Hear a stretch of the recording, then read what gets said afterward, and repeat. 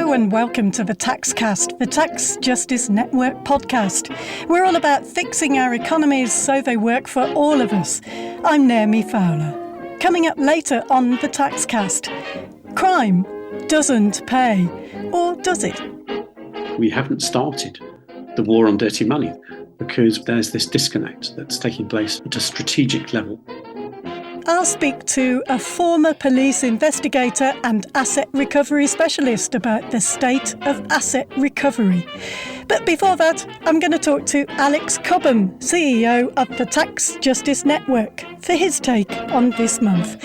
We're going to start with a tax justice leap forward in Australia. Well, kind of. Okay, Alex, so Australia's been promising public country-by-country reporting legislation for multinational companies above a certain size for a long time now, and we've been talking about it on the Taxcast, getting quite excited about it, but not very excited because this is not our first rodeo. So anyway, back in April 2023, their original proposed legislation, it was truly groundbreaking, would have meant for major multinationals wanting to continue to do business in Australia, what they'd have had to agree was for the first time to report publicly on all their economic activities, including profits declared, taxes paid. The whole thing would have done a massive favour to lots of other countries because it would have shed light on those multinationals' activities in their countries too, so not just in Australia. And it would have blown the whole abusive system apart, where multinationals shift things around in their accounts artificially from one country to another to minimise their taxes. So obviously, Australia's original proposal freaked out a lot of CEOs. It freaked out the OECD. It freaked out the EU as well, because their proposed country-by-country reporting systems are so weak. And there was massive lobbying and pressure put on Australia. Australia delayed the whole thing. Now the Australian government has published its revised legislation, or maybe I should say it's watered down legislation. Can you tell us a little bit about their original legislation that caused all that fuss and the reaction that it got? Yeah.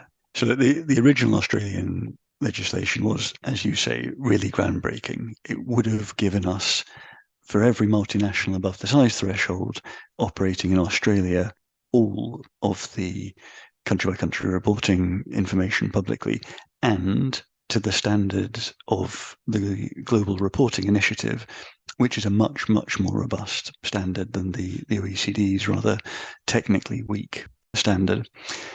Now, what that would have meant is, as you say, countries all around the world would have benefited from that, because even where those countries are themselves effectively politically too weak to demand this information, they'd have been getting it through the intervention of the Australian government. And so that would have been a real step forward, particularly given there's a lot of extractive sector companies in Australia, particularly for lower income countries that are reliant on the extractive sector and don't have the political clout to demand this information directly, or at least haven't been able to yet. It would really have helped them out. Now, as you say, lots of people were freaked out by the Australian proposal. We should add the United States to your list. We understand that they were extremely aggressive in lobbying the Australian government against this, as well as the OECD.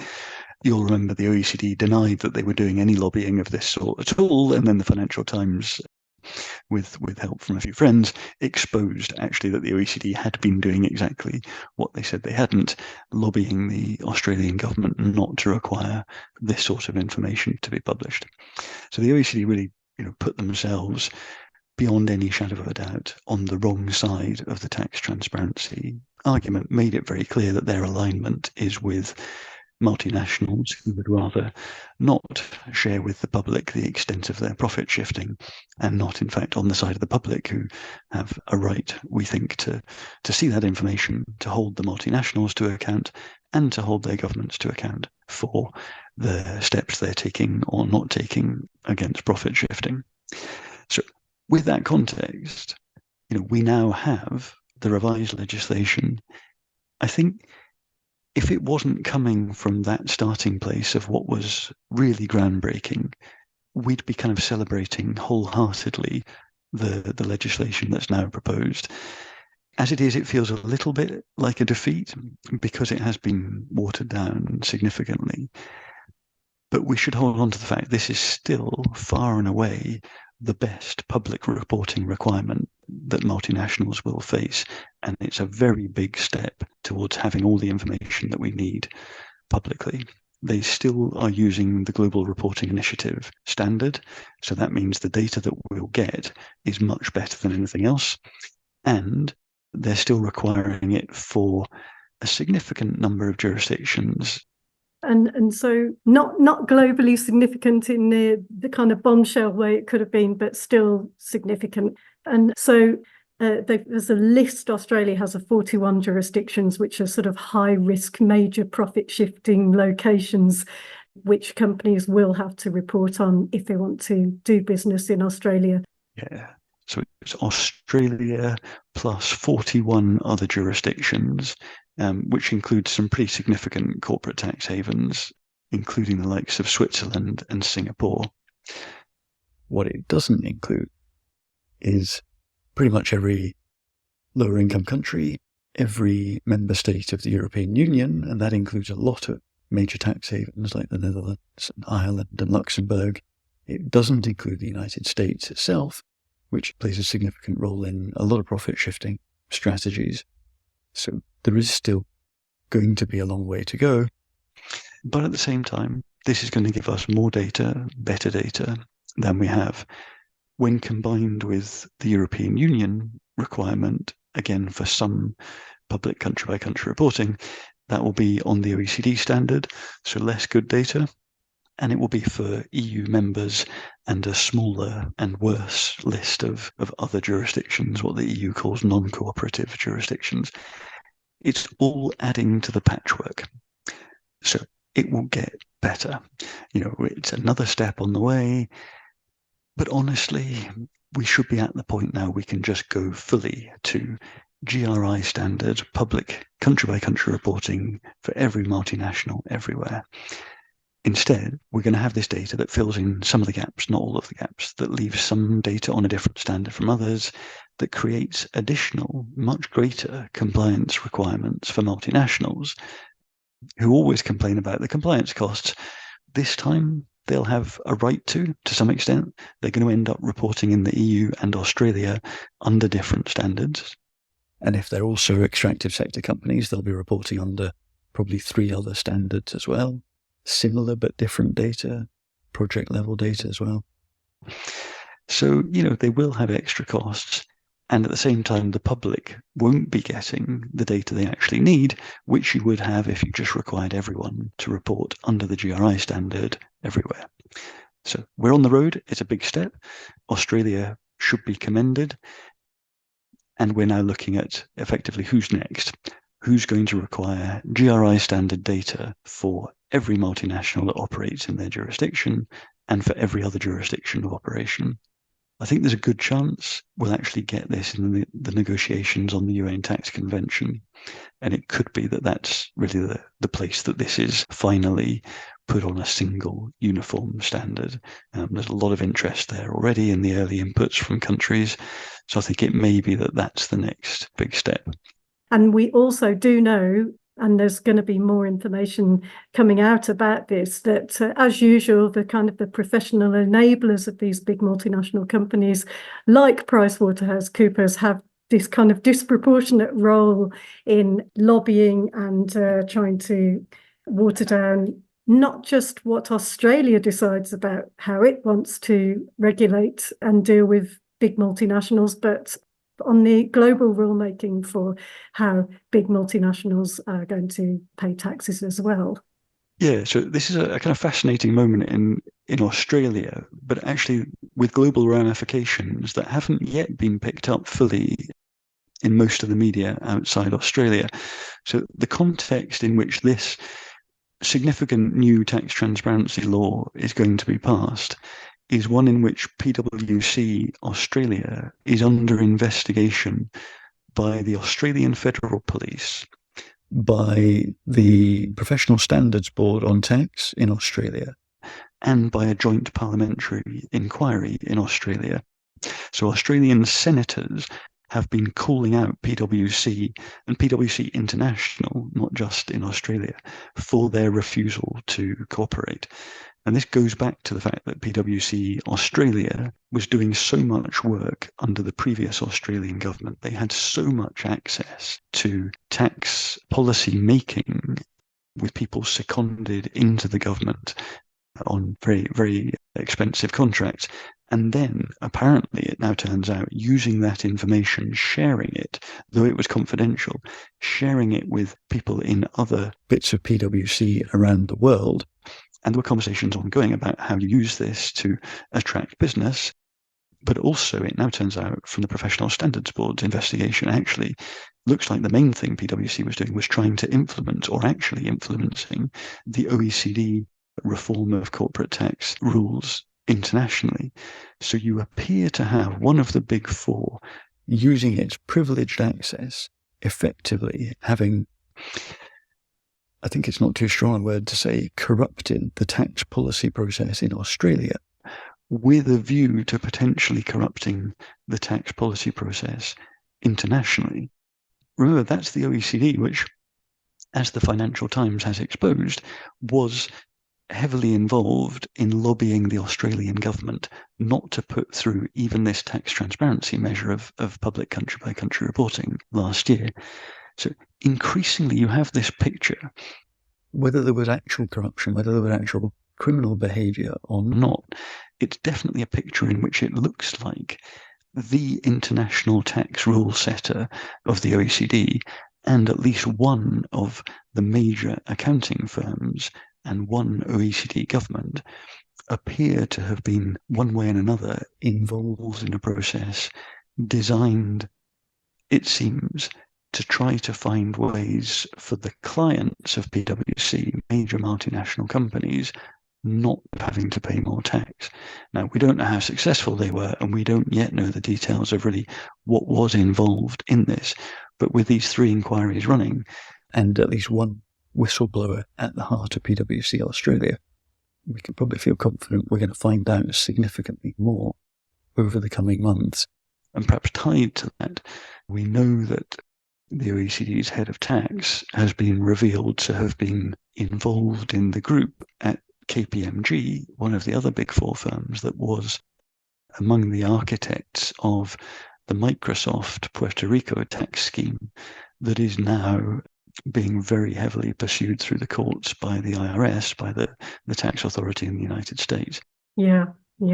And we did look at Microsoft's use of Puerto Rico on the Taxcast, which is absolutely outrageous, kind of breathtaking stuff. And the disproportionate role in so many ways of, some of the big four accountancy firms is such a huge issue. Yeah, it feels like we might just be approaching a moment where there's some kind of accountability for the professional enablers of corporate tax abuse. Although what it's revealing at the minute is pretty depressing about the way that international tax laws perhaps have been made, including at the OECD.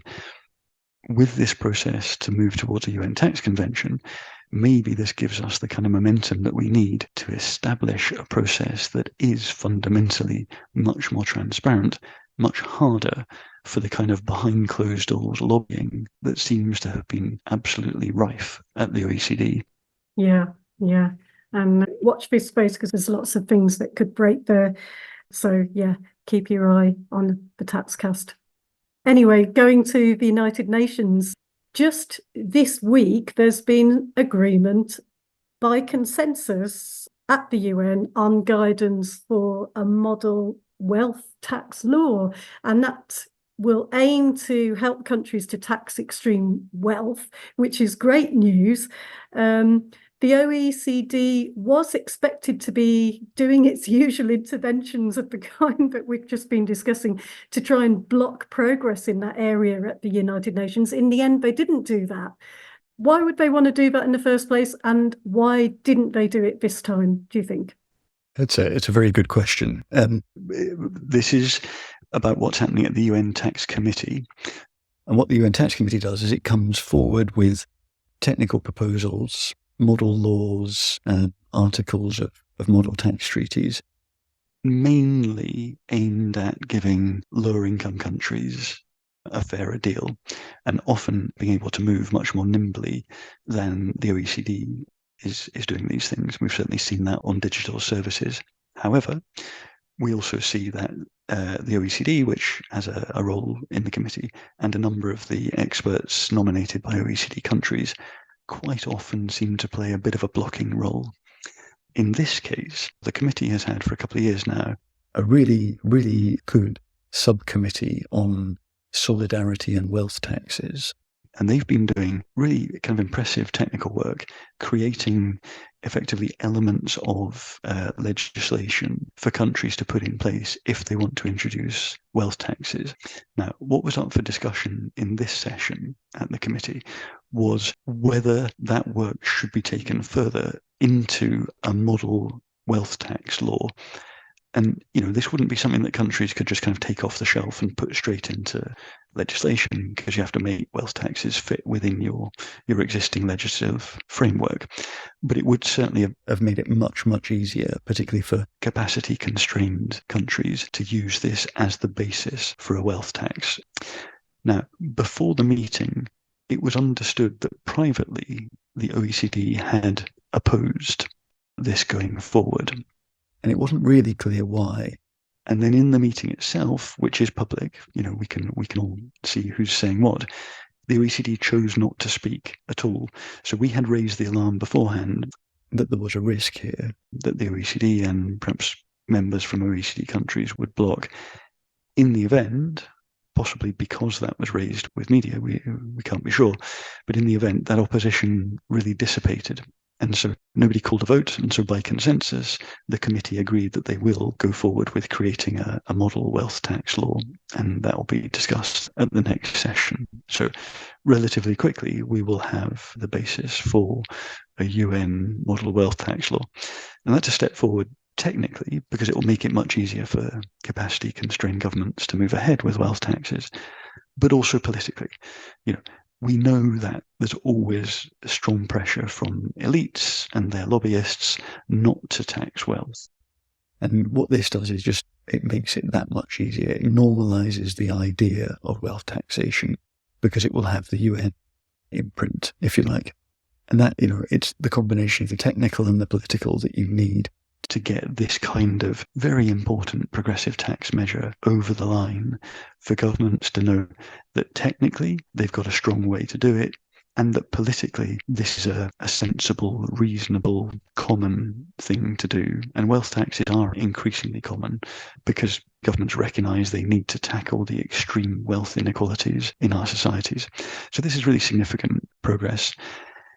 On your specific question of the OECD not blocking, look, it's not really clear, because they never said anything publicly and we don't fully know the extent of their opposition privately.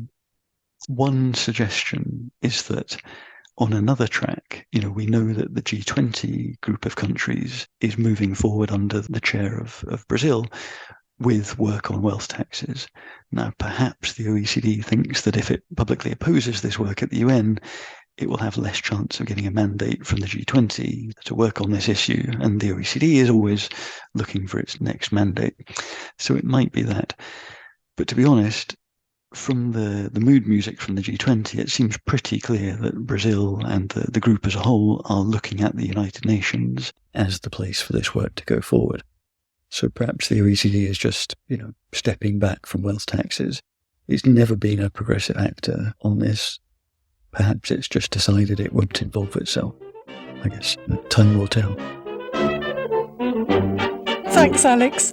Alex Cobham of the Tax Justice Network. The United Nations Tax Committee can move faster than the OECD, and so Alex thinks we're likely to have this model wealth tax law by the end of 2024. Now, on the Taxcast. Apparently, crime doesn't pay. But when it comes to asset recovery of the proceeds of crime, the door's often wide open. The United Nations Office on Drugs and Crime estimates that only 0.2% of laundered criminal funds is seized each year by law enforcement. So, if you're a criminal, you're looking at a 99.8% chance of success. So, there's still not that much to show for the $200-odd billion global investment a year into tackling dirty money. Asset recovery is not a fine, it's not a penalty, it's a restoration of the status quo to the period before the crime was committed. We think it's rather complicated, and actually it's not complicated. This is Tristram Hicks, co-author of the book The War on Dirty Money. After university, I joined the police. I spent 15 years in South London dealing with crime, from street crime to organised crime, and finally to the fraud squad. And so for the next 10 years, I was in operational command of the financial investigators of the Met Police in London, and I was on the national committee, which ended up being called the Criminal Finance Board. So that's a multi-agency committee. And I was there for 10 years, and I left the police in 2012 because that's in the nature of policing. You can only stay so long.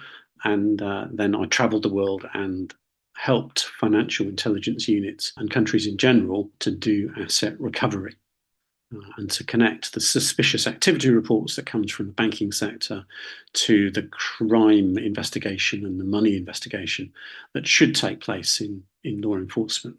I went around the world training investigators and prosecutors to do asset recovery, all the way from Jamaica to Mongolia and down to Zambia. When Tristram started out in the police, you might be surprised to learn that fighting crime didn't, and often still, even now, doesn't involve asset recovery. So I was there fighting organised crime in the 1990s. And I arrested lots of people and was involved in the evidence to convict them. They all kept the money because I never thought about it. None of us thought about it because we work within a legal framework. And the legal framework doesn't allow us to confiscate the money, so we don't. And we also don't do the financial investigation because why would we? So I think, there's a really basic thing going on in the criminal justice world which just doesn't think about the money. In 80% of countries, we don't do any financial investigation. There's no asset recovery. Everybody thinks everything's fine because they just don't think about it at all. But then, in the UK, something big happened that changed Tristram's policing experience completely. I joined the fraud squad just as the Proceeds of Crime Bill was being written. That became the Proceeds of Crime Act, and that just changed everything because all of a sudden we could confiscate money from criminals, and up until then we just hadn't done it in the UK. All the convicted criminals kept all the money because there was no financial investigation, there was no asset recovery. And when I say this to my friends and family and people I meet, and they're genuinely astonished, they assume that asset recovery confiscation is just an automatic process that takes place in the courts, and it just didn't until 2003 in the UK, and it doesn't now in 80% of countries.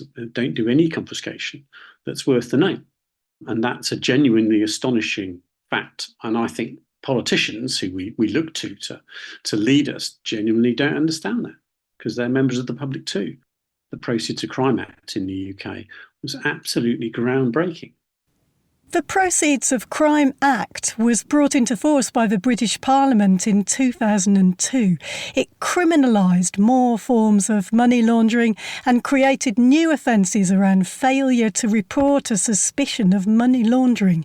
It defined criminal property and it enabled the recovery of criminal assets through civil means. It also did something else that transformed underfunded and overstretched policing around asset recovery. In the United Kingdom, Tony Blair's government, and I think it was Tony Blair himself, who said, we've got to give the money back to the agencies if we're going to buy the change we want. The United Kingdom government made a decision to put that money back into the agencies. And it was a change of mindset. And most countries have decided not to do any incentive scheme. The money goes into the central treasury. The result is failure across the piece. Very few governments are willing and show that they're willing to actually properly finance enforcement by the state in these things. Yes, and I think we should look at the detail about why that is, and we should look at what was different in the United Kingdom. And I think that it's an important point here. Criminal justice will say, we're busy. They'll say, we're completely full in trays. We don't have any spare capacity to do anything different from what we're doing.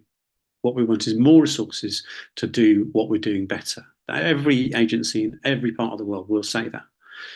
What we're actually asking them to do in looking at asset recovery is to do something extra. Now, the fact that when they do it, it's more effective against crime than ordinary criminal investigation because it turns out that it's better and quicker and cheaper. Well, they don't believe that's true. And we know it's true in the United Kingdom because we've demonstrated that it's true. But we discovered that because we recycled the money back and paid for the change, because you've got to buy some kit, you've got to buy some training, you've got to buy the time of people to do this work in a different way. And they've got to stop what they're doing and do something else. And they stop doing some criminal investigation to do financial investigation. That change costs money. So it's not about incentives to do something that they don't want to do. It's because they're really busy and you're asking them to do something different. And the difference is that while police across the world do recover evidence for the purposes of prosecution through the courts, it's not the same as seizing the proceeds of a crime. Countries do asset recovery of evidence. So they can recover stolen goods, stolen cash, perhaps the vehicles or the mobile phones that are used to commit the crime and are therefore part of the evidence of the case. All countries do that kind of asset recovery. What's different with the Proceeds of Crime Act is that we started confiscating the proceeds of crime. So not the evidence connected to the offence, but the proceeds of crime. And that requires a different way of thinking. It actually requires different laws and different skills. Tristram saw the benefits very quickly from this sea change in the London police force where he worked, the Met. Yes, it costs money, but there's no shortage of money. In the United Kingdom, we were recovering about £1 million in the Met per year. When we started, in the first year, we seized £7 million in cash. And the amount of asset recovery from the proceeds of crime, broadly speaking, doubled every 18 months. We had more money than we knew what to do with after just a few years. So we bought more financial investigators, we bought the training, we bought the kit. Eventually we had so much that we couldn't spend any more. So we started the Safer London Foundation in London, which was a crime prevention charity. As soon as we started doing asset recovery, we had more money than we knew what to do with. And we know that's true with tax investigators. As soon as you employ a tax investigator, you would probably give me the numbers, but they all pay for themselves and make a huge profit. It's exactly the same with asset recovery, financial investigators. Yep, he's absolutely right about tax investigators.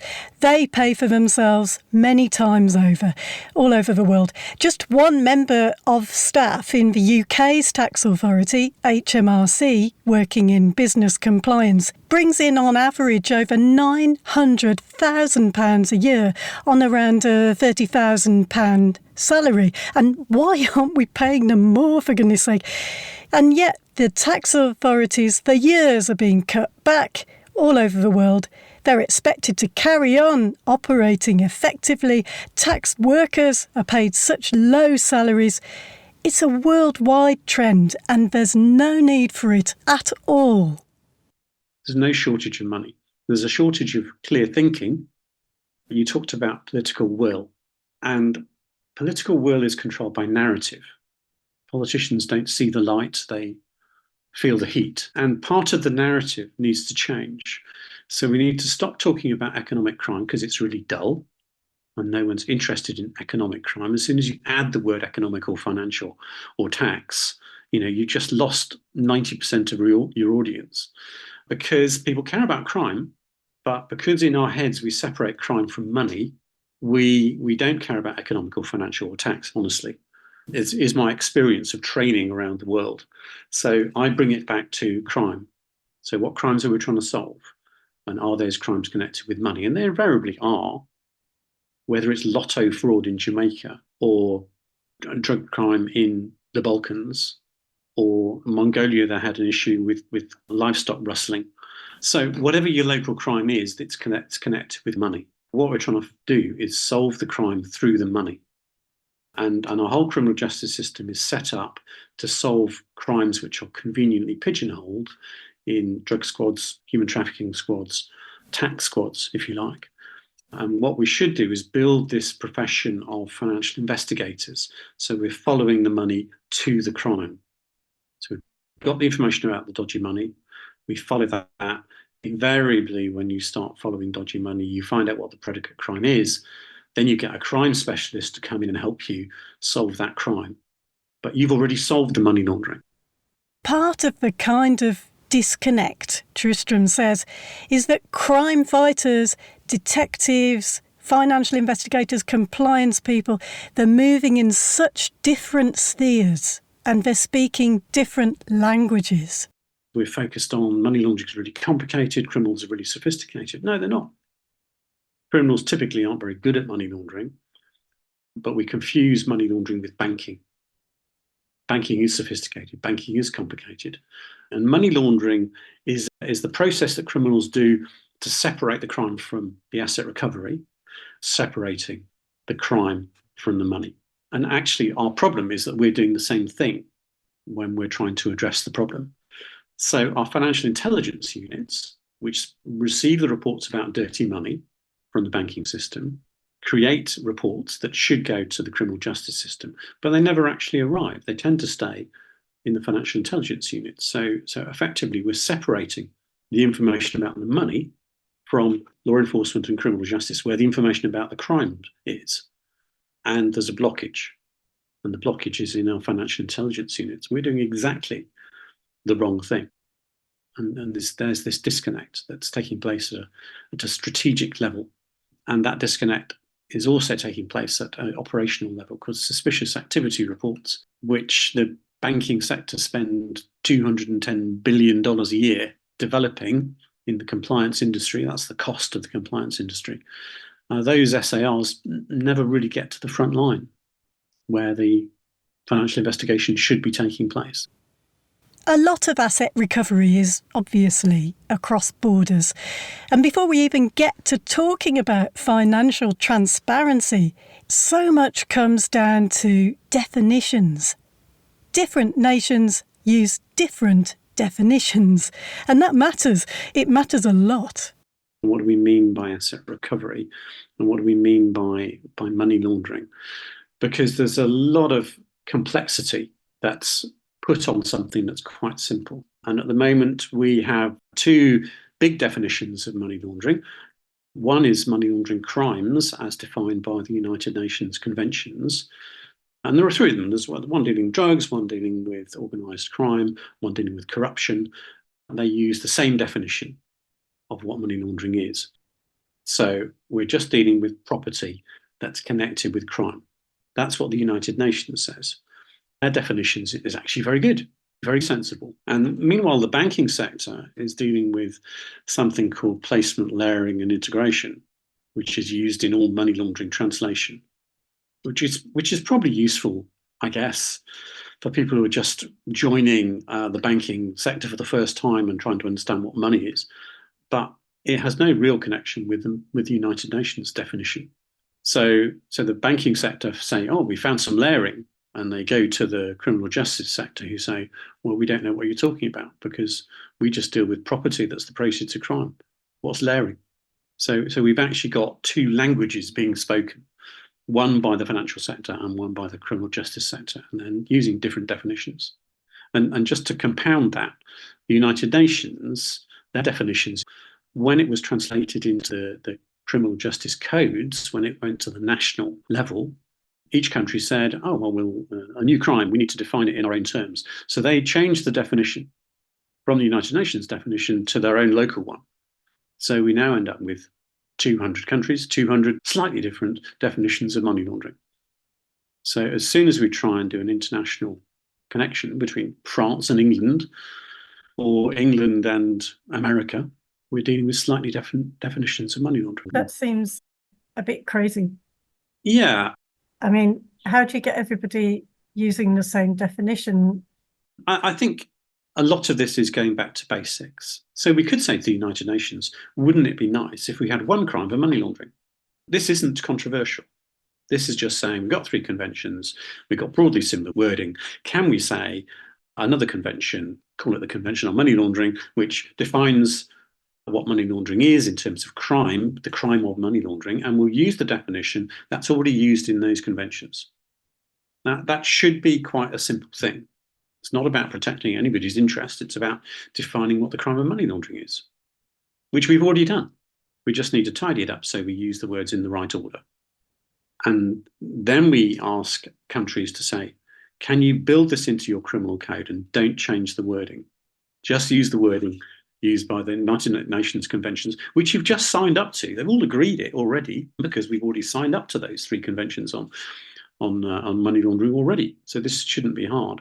And then when France asks for help from England or anywhere in the world, then we can say we need to help with a predicate crime. Money laundering is integral to that crime. The crime of money laundering uses the same words. So we can agree it's serious, we can agree it's money, we can agree that there's a predicate crime, and then we agree what the predicate crime is, because there will be a different definition of that from all countries. But at first, we can start by agreeing what money laundering is. It is that simple. And when it comes to training, talking about training financial investigators, years ago, the Tax Justice Network set up training for journalists to teach them how to follow the money, because it's really, as you know, very, very complicated when you have to go through changing scenarios of different jurisdictions with different levels of secrecy and different levels of access and cooperation. I mean, it seems like it moves at a glacial pace, but you must have seen the differences in terms of financial transparency. Yes, it is really difficult. And I mean, I do think, we've made progress. We've made progress partly because of the Taxcast and Tax Justice Network and friends and colleagues who work in the anti-corruption field. And I do think things have got better generally. But it is, as you say, glacial pace. Having said that, there's a much better situation in Europe. I wrote the financial investigation manual for the European Union, assisted by about 130 subject matter experts drawn from all 27 members of the union at the time. This is pre-Brexit. That was an example of cooperation, and through Eurojust and Europol, there is a much better ability to follow the money within the European Union, because there's a much better understanding of how you can get hold of the information, how you can then evidence it for asset recovery purposes. So I would look at that as an example of a change in gear in the European Union. And recently, Burkhard Mull, speaking for Europol, explained that asset recovery in the European Union has gone from 2 billion euros to 4 billion euros in less than 5 years. That's an impressive change. I think we could all globally do the asset recovery statistics operation better. And I think those figures should be audited and published. And we're very, very inconsistent about that, despite the Financial Action Task Force recommendation that says we should keep those statistics and publish them. That recommendation consistently is one that doesn't really get complied with. And the result is we don't really know. We don't really know what the global position on asset recovery is. The Financial Action Task Force back in 1990 started when money laundering wasn't a crime. There were no financial intelligence units. There were no steering committees in countries.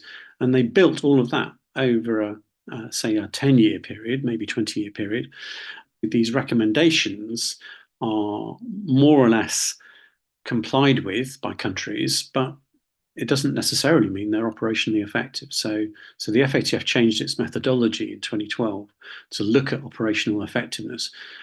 But in a way, no one really knows what success looks like. So there's clearly a need for better research and consistent data gathering. And Tristram wants to see more internationalised, multi-agency, accredited financial investigators who are much more mobile, moving between different sectors. The main issue is that crime is taking place at a global level, but criminal justice is taking place at a national level. So we need to make the national criminal justice systems more robust. There is a human psychology here. If we're going to get criminal justice to think about the money, we have to give them the tools to do the job, and we need to manage the change.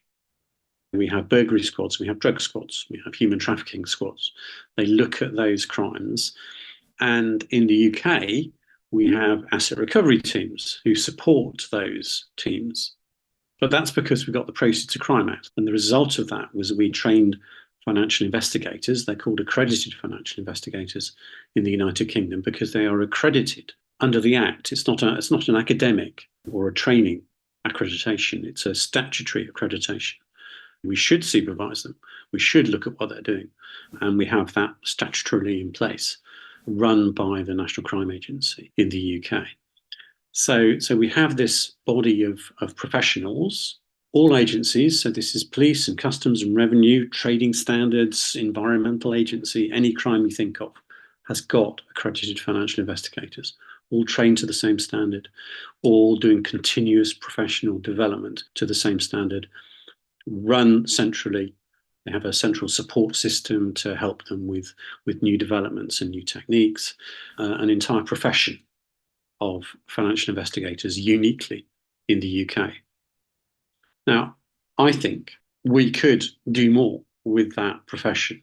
I think it could be international, and that would help us with international requests. I think it could be more multi-agency, so that people could move from police to inland revenue to trading standards. But we'd need to make sure the terms and conditions of those people in the profession were the same. And that would allow people to have a career path which goes all across the public sector. And that would be a really interesting career for people to do. So we could build on that. Tristram also thinks it's worth exploring bringing specialists from the private sector into criminal asset recovery. A similar idea is sometimes floated in tax justice discussions about financially incentivising tax specialists and setting up whistleblower reward schemes. Obviously, there are major caveats. With the right controls, if we looked at the conflict of interest and we looked at the right controls of intelligence, lots of people in the private sector actually want to work in government because it's really, really interesting. The best cases are done by the government. The best money laundering investigations are done by government agencies. It's really interesting work. People in the private sector would love to do it. So there is an opportunity perhaps to have financial investigators from the private sector trained to the same standard, under the same rules, going back into the public sector and between the two to build this profession. And if we did that, we could also look at a vertical progression. So you become an accredited financial investigator, and then you become a supervisor, and then you become a manager or a senior manager. So we actually have senior managers who know what they're doing in terms of financial investigation and anti-money laundering. And that would be different from where we are now. Because I was never trained as a manager of financial investigators. I learned it when the Proceeds of Crime Act came in. And I ended up delivering the training for managers in the United Kingdom because there was no one else who knew what they were doing. Because there's a huge gap in the market in terms of management. And there's no point in training lots of financial investigators unless you're going to train managers to deploy them. So yes, this is something that we could do. It's an interesting thought, if the right protections are in place, as Tristram says. And just like tax compliance work, criminal asset recovery also has huge self-sustaining money-raising potential. Both tax compliance work and criminal asset recovery work must be properly funded. We should be expanding our networks of these tax compliance and criminal asset recovery officers worldwide, all working together, serving society, all paid fairly and well, all using the same definitions. You've been listening to the Taxcast from the Tax Justice Network.